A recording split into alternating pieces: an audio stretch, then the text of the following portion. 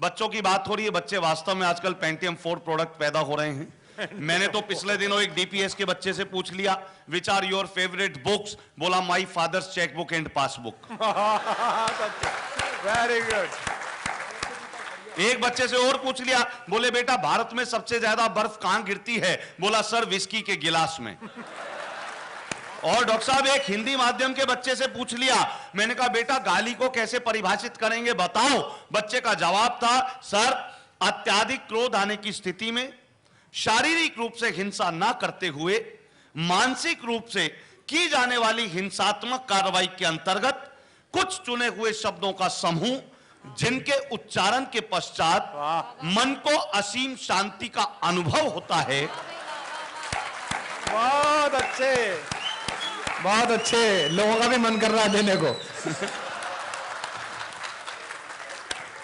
देखो देश हित में तो गालियां खाई जाएं, इसके लिए और मौके कितने आएंगे, पर अगर आज ये मौका आता है तो मैं खुश नसीब रहूंगा, क्योंकि देश की स्थितियां बड़ी विचित्र हैं। पिछले दिनों भ्रष्टाचार का मुद्दा बड़ा फैला देश में, आपने देखा। गांधी जी कभी कहा करते थे रिश्वत लेना अन्याय है, रिश्वत लेना अन्याय है। हम लोग भारतीय आदमी अपने काम की चीज निकाल लेते हैं। वो कह गए रिश्वत लेना अन्याय है, हमने उसका अर्थ निकाल लिया रिश्वत लेना अन्य आय है। अच्छा है, अच्छा है। अच्छा पिछले दिनों अभी एक मुकदमा आया, वकील साहब जोर जोर कहने लगे, जोर जोर से, जज साहब मिलॉर्ड कानून की किताब के पेज नंबर 15 के अनुसार आपको मेरे मुवक्किल को रिहा कर देना चाहिए। वकील साहब ने इतनी जोर से बोला, जज साहब को लगा कुछ नया खोज के लाया होगा। जज साहब ने कहा वकील साहब कानून की वो किताब पेश की जाए। जैसे ही किताब पेश की गई, जज साहब ने किताब का पेज नंबर 15 खोला, 1,000 के 20 नोट। जैसे ही जज साहब ने देखा, बोले वकील साहब ऐसे ऐसे 4-5 सबूत और पेश किए जाएं। बहुत अच्छे, वाह दीपक, वाह दीपक, बहुत अच्छे। मेरे तो दोस्त ने पिछले दिनों कहा, बोले दीपक जी ये भ्रष्टाचार कुछ ले दे के खत्म नहीं हो सकता क्या? अच्छा ये घटना यहां नहीं चल रही है, पूरे ब्रह्मांड में चल रही है। वो मुझे याद है, धरती से 3 इंजीनियर मरनों उपरांत स्वर्ग में पहुंचे। स्वर्ग पर जैसे ही घुसने लगे, दरबान ने रोक लिया, जैसे अपने को बाउंसरों ने रोका था आज। पर हमने बता दिया तो रोक लिया उन्हें, और दरबान ने कहा देखो मुझे पता चला कि तुम धरती से आए हुए तीनों इंजीनियर हो। धरती से आए हुए इंजीनियर हो, ये स्वर्ग का द्वार मरम्मत करना है, इसका बजट एस्टीमेट बताओ कितना खर्चा आएगा। पहला इंजीनियर हमारे पड़ोसी मुल्क पाकिस्तान का था, उसने कहा इस पर खर्चा आएगा 9,000 रुपए। दरबान ने पूछा कैसे? बोले 3,000 लेबर कॉस्ट, 3,000 मटेरियल कॉस्ट, 3,000 मेरी कमाई। समझ में आई दरबान भाई। दूसरा इंजीनियर चीन का था, बोला इस गेट को ठीक करने में लगेंगे 33,000 रुपए। दरबान ने पूछा कैसे? बोला 11,000 लेबर कॉस्ट, 11,000 मटेरियल कॉस्ट, 11,000 मेरा शुद्ध मुनाफा। अब भारतीय भारी इंजीनियर का नंबर आया, उसने एक बार गेट को देखा, एक बार दरबान को देखा, फिर बोला देख धरती पर ऐसे जुगाड़ मैंने किए हैं बहुत तेरे, धरती पर ऐसे जुगाड़ मैंने किए हैं बहुत तेरे, खर्चा आएगा 29,000 जिसमें 10,000 तो तेरे। खर्चा आएगा 29,000 जिसमें 10,000 तो तेरे, 10,000 मेरे, बाकी बचे 9,000 तो पाकिस्तानी इंजीनियर को ठेका दे देंगे, जाने इसका काम।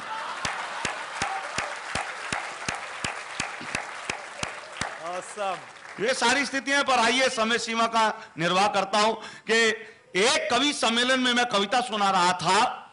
मैंने देखा अगली पंक्ति में बैठा श्रोता ताली नहीं बजा रहा था। मैंने उससे पूछा क्यों भाई साहब, आपको कविता में मजे नहीं आ रहे, आप ताली नहीं बजा रहे? वो बोला ऐसी बात नहीं कि मैंने कवि सम्मेलन के स्वाद नहीं चखे हैं, पर मैं ताली खुद क्यों बजाऊं, अमीर हूं, ताली बजाने के लिए आदमी रखे हैं। मैंने उससे फिर ये शब्द कहे, आप हंस भी नहीं रहे। वो बोला ऐसी बात नहीं कि मैंने अपने होठ सिल रखे हैं, पर मैं खुद क्यों हंसूं, अमीर हूं, हंसने के लिए भी आदमी रखे हैं। अब वही श्रोता मुझे मिल गया एक दिन बाजार में, लंबी चमचमाती कार में। मैंने कहा भाई साहब बधाई हो, आपने नई कार ली है। बोला मैंने नहीं ली, कल शादी हुई है, ससुराल वालों ने दी है। मैंने कहा फिर तो डबल बधाई, पर ये बताओ भाई आप हनीमून पर नहीं गए? बोला अमीर हूं।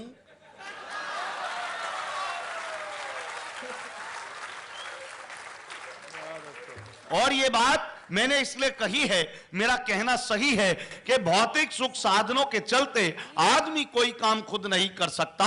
और एक कवि की तो यह हालत है, सुबह यमदूत लेने आए तो बोले आज कवि सम्मेलन है, आज नहीं मर सकता।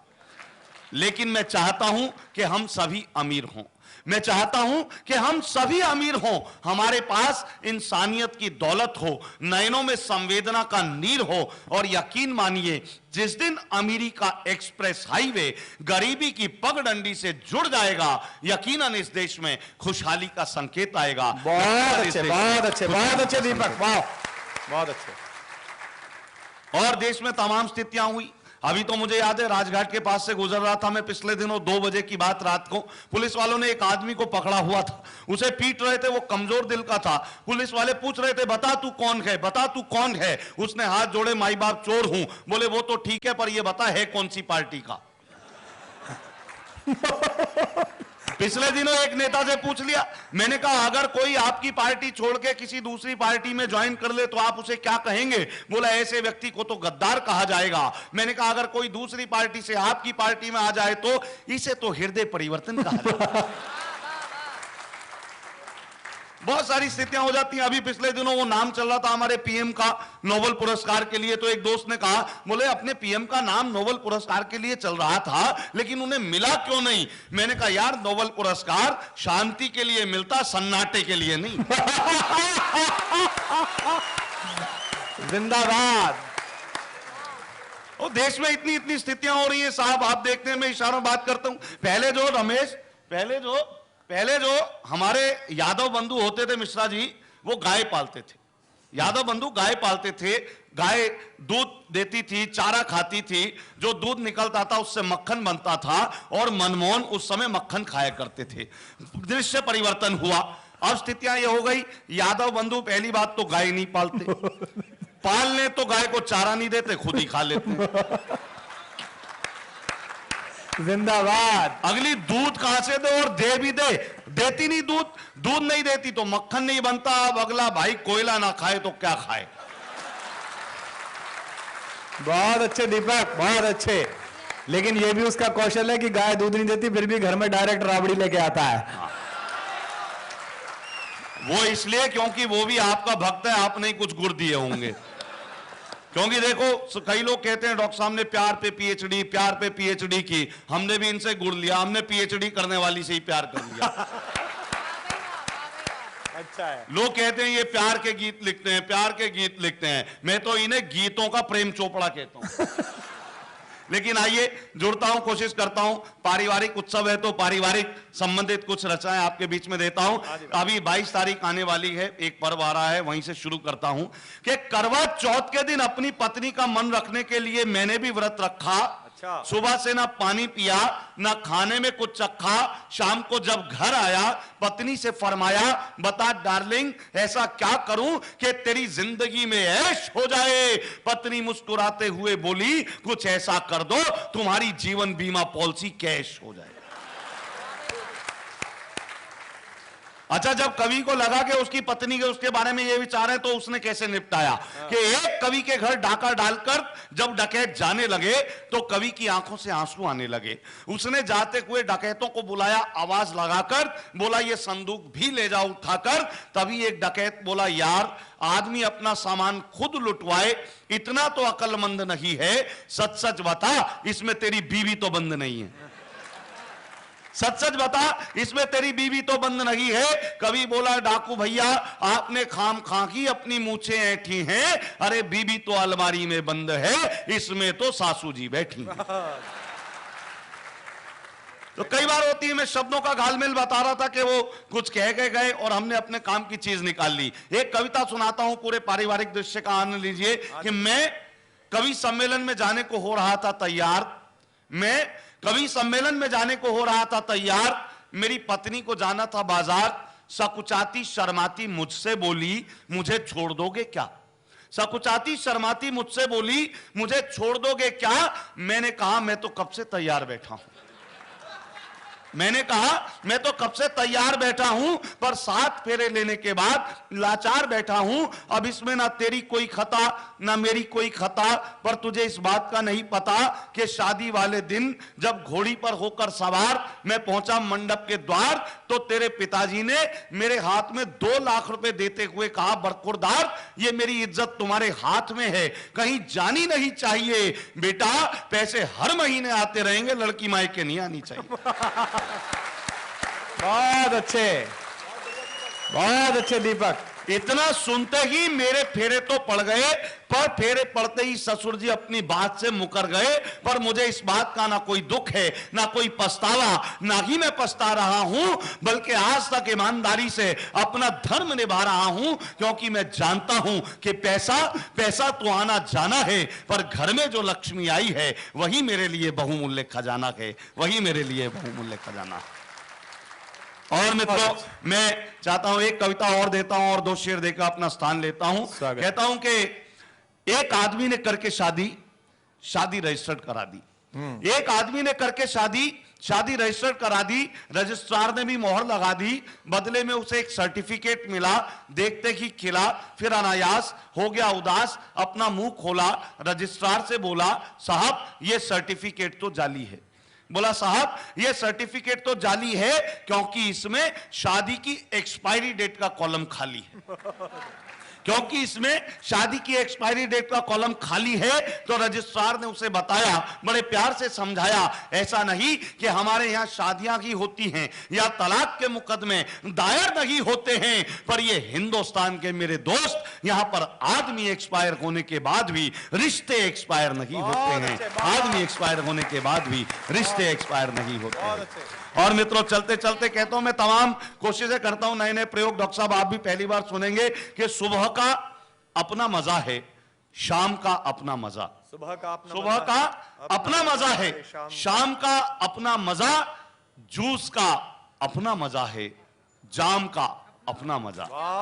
जूस का अपना मजा है, जाम का अपना मजा, एक के संग एक फ्री है इन दिनों हर आइटम। एक के संग एक फ्री है इन दिनों हर आइटम, मुफ्त का अपना मजा है, दाम का अपना मजा। मुफ्त का अपना मजा है, दाम का अपना मजा। और आशिकी में कल मैं उसके भाइयों से फिर पिटा। हाय बधाइयो बधाइयो बधाइयो। आशिकी में बधाइयो, कल मैं उसके भाइयों से फिर पिटा। दर्द का अपना मजा है, बाम का अपना मजा। बहुत अच्छे। तो आइए मैं और समापन की ओर लेकर चलता हूं अपनी पारी को। तमाम रंग होते हैं, हास्य का है। मैं कोशिश करता हूं कि भले ही मद में रहते हैं, भले ही मद में रहते हैं, मगर हम हद में रहते हैं। अच्छा है। भले ही मद में रहते हैं मगर हम हद में रहते हैं। परिंदे आसमां पर भी जमी की जद में रहते हैं। बहुत अच्छा है। परिंदे आसमां पर भी जमी की जद में रहते हैं, हमारी उनसे बनती है जो अपने कद में रहते हैं। बहुत अच्छे। हमारी उनसे बनती है जो अपने कद में रहते हैं, उन्हें जनता से क्या मतलब, वो जो संसद में जिंदाबाद। वाह। तो दोस्तों, ये गलतफहमी है केवल आपकी, ये गलतफहमी है केवल आपकी, है हुकूमत आपके ही बाप की। बहुत अच्छे। मुझे एक घटना याद आती है, पिछले दिनों मुझे और डॉक्टर कुमार विश्वास जी को जयपुर जाना था कवि सम्मेलन में। इत्तेफाक से गुड़गांवा में थे। मैंने कहा, डॉक्टर साहब आपकी भी गाड़ी नहीं आ रही अभी और कुछ नहीं है तो टैक्सी कर लेते हैं। डॉक्टर साहब बोले कोई बात नहीं। हमने टैक्सी कर ली। टैक्सी वाले से कहा, भाई जयपुर कितनी दूर है? बोला यही कोई 20-25 खेत छोड़ने के बाद। अब हम बैठे 1 घंटा 2 घंटा 3 घंटे हो गए, तो मैंने ड्राइवर साहब से पूछा, मैंने कहा तुम तो कह रहे थे भाई जयपुर 20-25 खेत छोड़ने के बाद है। बोले साहब आपने ये तो पूछा ही नहीं खेत किसके हैं। मैंने कहा आप बता दे किसके हैं। बोले दामाद साहब के। बहुत अच्छे। तो ये गलतफहमी है केवल आपकी, ये गलतफहमी है केवल आपकी, है हुकूमत आपके ही बाप की, और जूतियां गिनकर नहीं पड़ती मियां। क्या अनुभव बोला है। वाह। जूतियां गिनकर नहीं पड़ती मियां, छांट लेना तुम भी अपने नाप की। भाई क्या जिया हुआ शेर बोला है भाई, वाह वाह वाह। और दोस्तों कहता हूं, आइए चलते चलते फिर 3-4 शेर और आपको देता हूं। कहता हूं कि भले ही सियासत को कम जानते हैं, एक कवि को क्यों आना पड़ा, क्यों स्थितियां झेलनी, क्यों ये उपक्रम करने पर बाध्य होना पड़ा कि भले ही सियासत को कम जानते हैं मगर उनकी नीयत को हम जानते हैं। भले ही सियासत को कम जानते हैं मगर उनकी नीयत को हम जानते हैं। शराफत का हमको सिला ये मिला है, हमें लोग बस्ती में कम जानते हैं। अच्छा है, अच्छा है। शराफत का हमको सिला ये मिला है, हमें लोग बस्ती में कम जानते हैं। सफर में कहां है नहीं जानते हम, सफर में कहां है नहीं जानते हम। कहां पर है मंजिल कदम जानते, बहुत अच्छे, बहुत अच्छे। कहां पर है मंजिल कदम जानते हैं। और रहे 7 वर्षों पर एक दूसरे को न वो जानते हैं न हम जानते हैं, न वो जानते हैं। और चलते चलते कहता हूं मित्रों के नहीं मालूम ये मुझको कि मेरी इज्जत कहां तक है। नहीं मालूम, इज्जत कहते हैं दोस्तों पहुंच को, लिमिटेशंस को, दायरे को। नहीं मालूम ये मुझको कि मेरी इज्जत कहां तक है, ये मेरे शेर बोलेंगे कि यह आमद कहां तक है। नहीं मालूम यह मुझको कि मेरी इज्जत कहां तक है, ये मेरे शेर बोलेंगे कि यह आमद कहां तक है। न दौलत से ही तय होगा न शोहरत से ही तय होगा, तेरा किरदार बोलेगा कि तेरा कद कहां तक। बहुत अच्छे, बहुत अच्छे। न दौलत से ही तय होगा न शोहरत से ही तय होगा, तेरा किरदार बोलेगा कि तेरा कद कहां तक है। और आज का अपना बेहतरीन शेर नई पीढ़ी की तरफ से पुरानी पीढ़ी को देना चाहता हूं। कहता हूं कि तेरा किरदार बोलेगा कि तेरा कद कहां तक है। और बुजुर्गों के तजुर्बों तक पहुंचना चाहते हैं घर, बुजुर्गों के तजुर्बों तक पहुंचना चाहते हैं घर। जमी की तह में जाकर देखिए बरगद कहां तक है, की तह में जाकर देखिए बरगद कहां तक। बहुत अच्छे, एक बार जोरदार तालियां। बहुत अच्छे दीपक। ये दीपक के जीवन का सर्वश्रेष्ठ क्षण है जब हरियाणा के एक आदमी के लिए भी कुछ लड़कों ने सीटियां बजाई। मैं